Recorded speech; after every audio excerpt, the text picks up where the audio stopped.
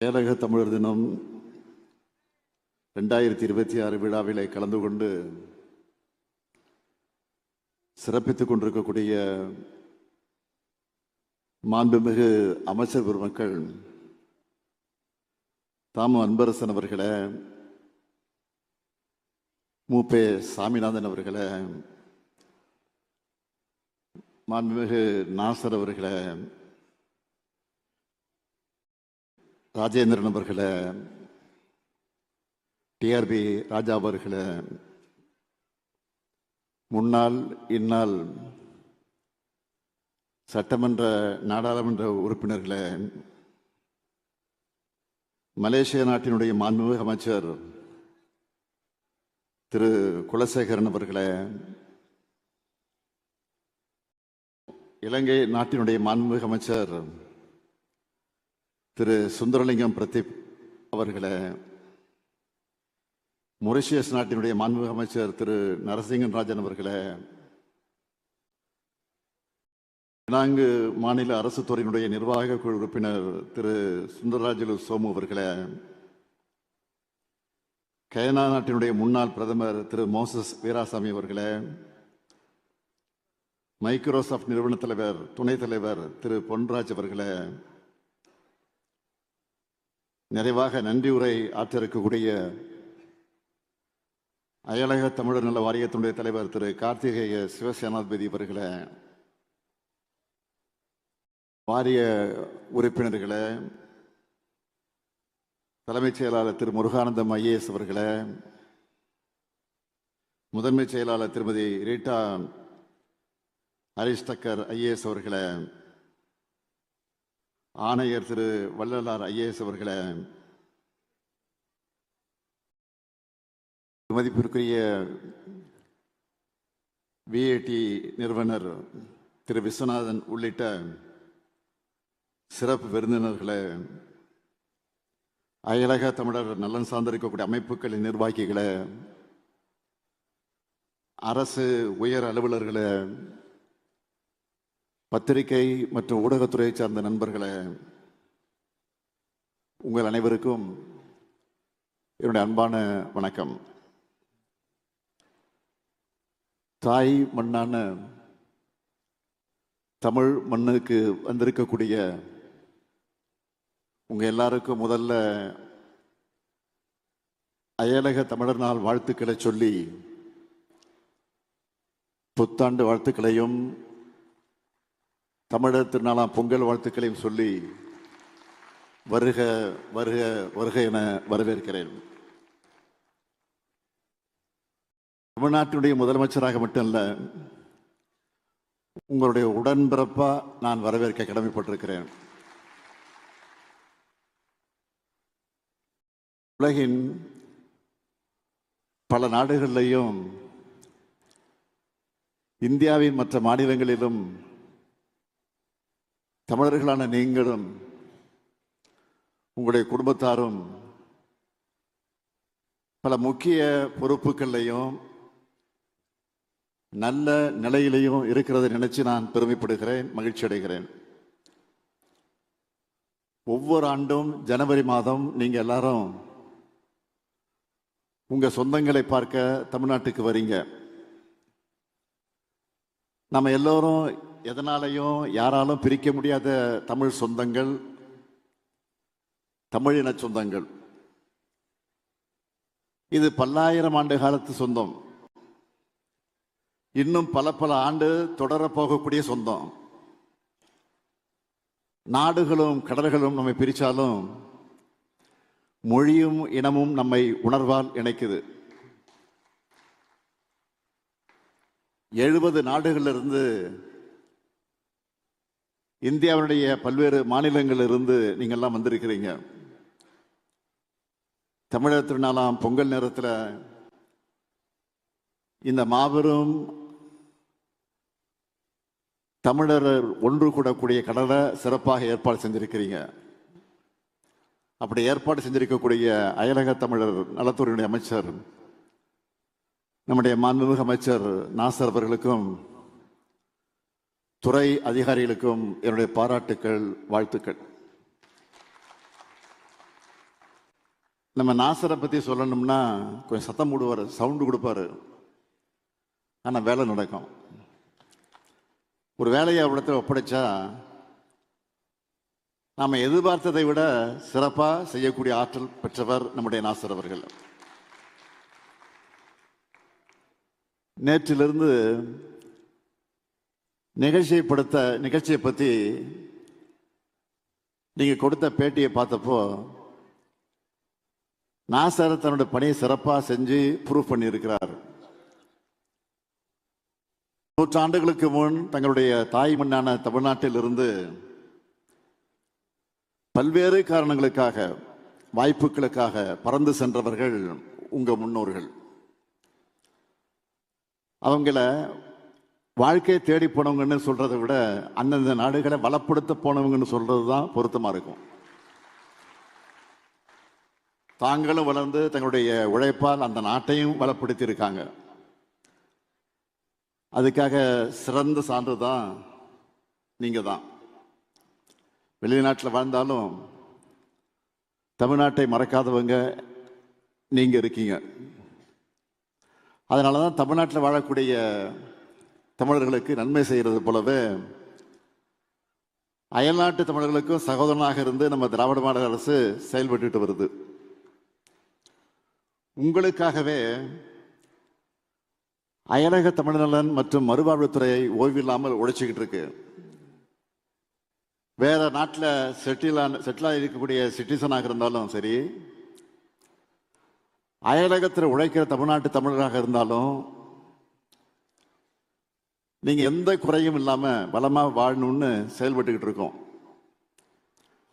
நம்ம திராவிட மாடல் அரசு அமைந்த பிறகு அயலக தமிழர் நல வாரியம்னு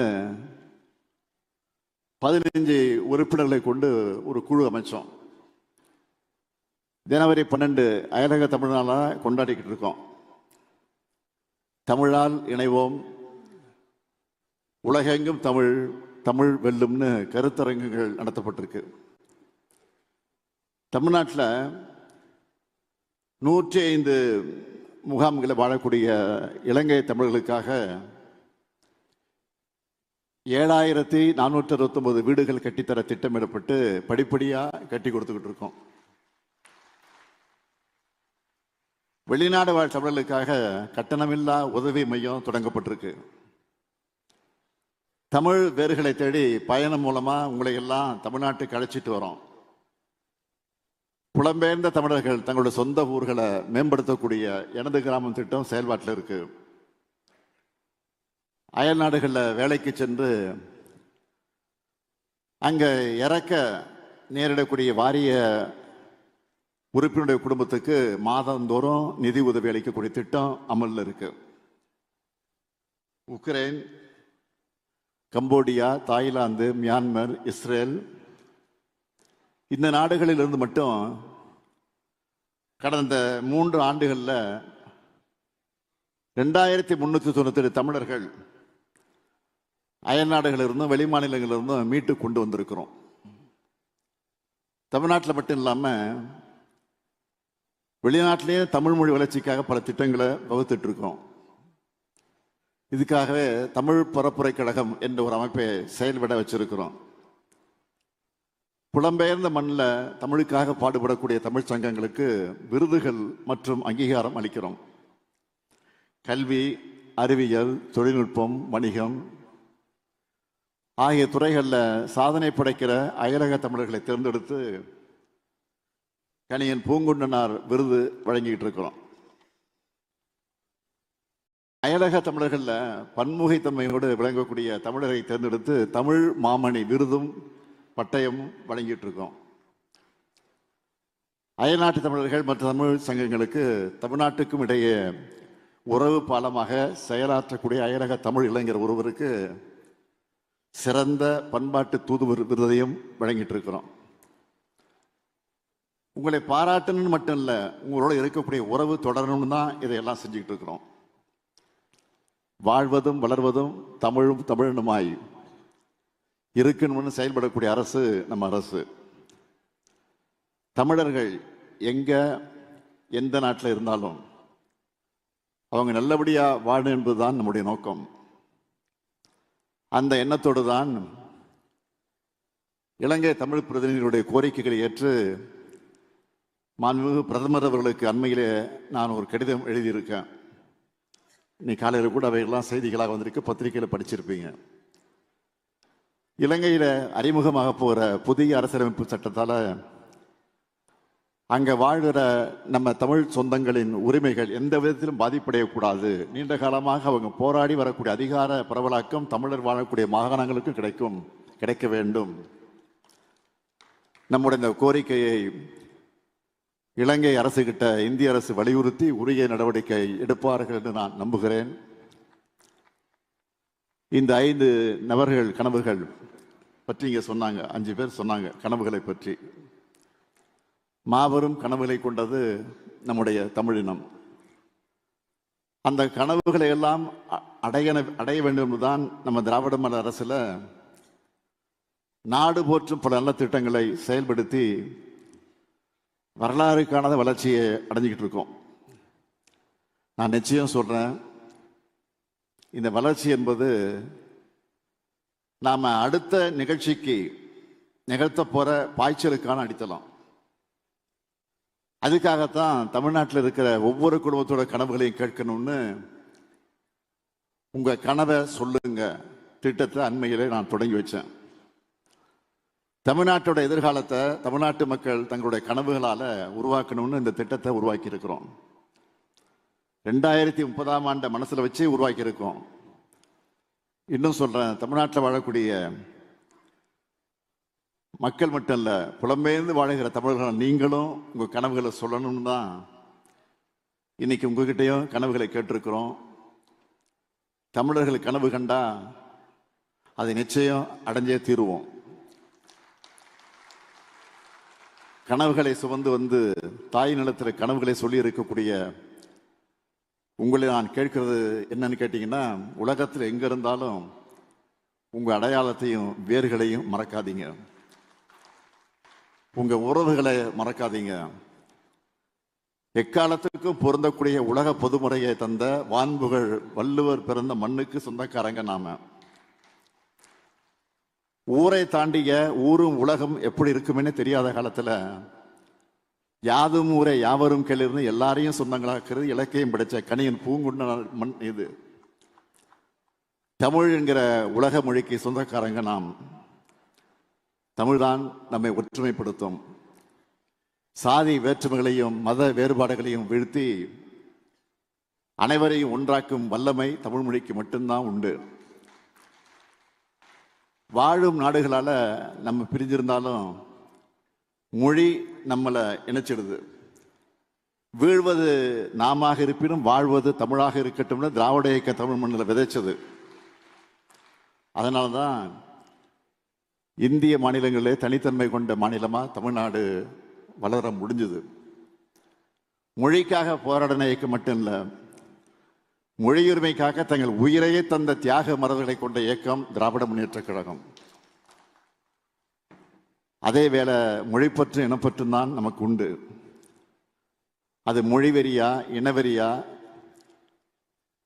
நாம எப்பவும் மாற மாட்டோம். நமக்குள்ள எந்த பிளவுகளும் ஏற்பட அனுமதிக்காதீங்க. ஒரு தாய் மக்களா வாழணும். உங்களுடைய கல்வியும் அறிவும் தான் உங்களை காக்கும். அறிவும் உழைப்பும் தான் உங்களை தூரத்துக்கு இவ்வளவு உயரத்துக்கு கொண்டு வந்திருக்கு. இதை மட்டுமே நம்பி உங்க வாழ்க்கை பயணத்தை தொடருங்க. நம்ம இலக்கியத்தை வச்சு தமிழர்களின் பழம்பெருமையை நான் பேசினப்போ கற்பனைவாதிகள்னு சிலர் கிண்டல் பண்ணாங்க. இன்னும் சிலர் இனவாதிகள்னு நம்மளை பழிச்சாங்க. இலக்கியத்தில் இருப்பதெல்லாம் வரலாறாகாதுன்னு சொன்னாங்க. ஆனா தமிழ் நிலம் தமிழ்நாடு குறித்து நம்ம இதுவரை சொல்லி வந்ததெல்லாம் புனைகளோ அரசியலுக்காக சொன்னதோ இல்லைன்னு இப்ப நிரூபிச்சிட்டோமா இல்லையா? வரலாற்று ஆதாரங்களை தேடி எடுத்து ஆய்வுக்கு உட்படுத்தி உலக அறிஞர்களையே ஏத்துக்க வச்சோமா இல்லையா? நம்ம திராவிட மாடல் அரசு இந்த வரலாற்று கடமையை செஞ்சு காட்டி இருக்கிறதா இல்லையா? கீழடி கண்டுபிடிப்புகள் மூலமா 4000 ஆண்டு பழமையான வரலாற்றுக்கு சொந்தக்காரர்கள் இன்னைக்கு உறுதியாகிருக்கு. கீழடியில நெல்மணிகள் பயிரிடப்பட்டதற்கான சான்றுகள் கிடைச்சிருக்கு.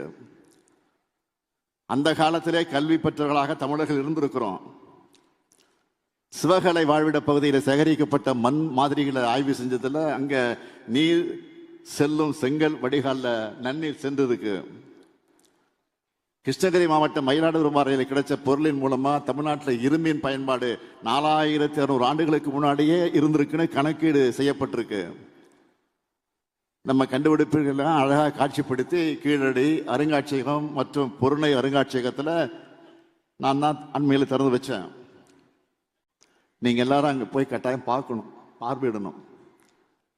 சிந்துவெளி எழுத்துக்கள்ல 100 ஆண்டுகளா புதைந்திருக்கக்கூடிய புதிருக்கு விடை கண்டுபிடிச்சா 8.5 கோடி ரூபாய் பரிசுன்னு நானே அறிவிச்சிருக்கிறேன்.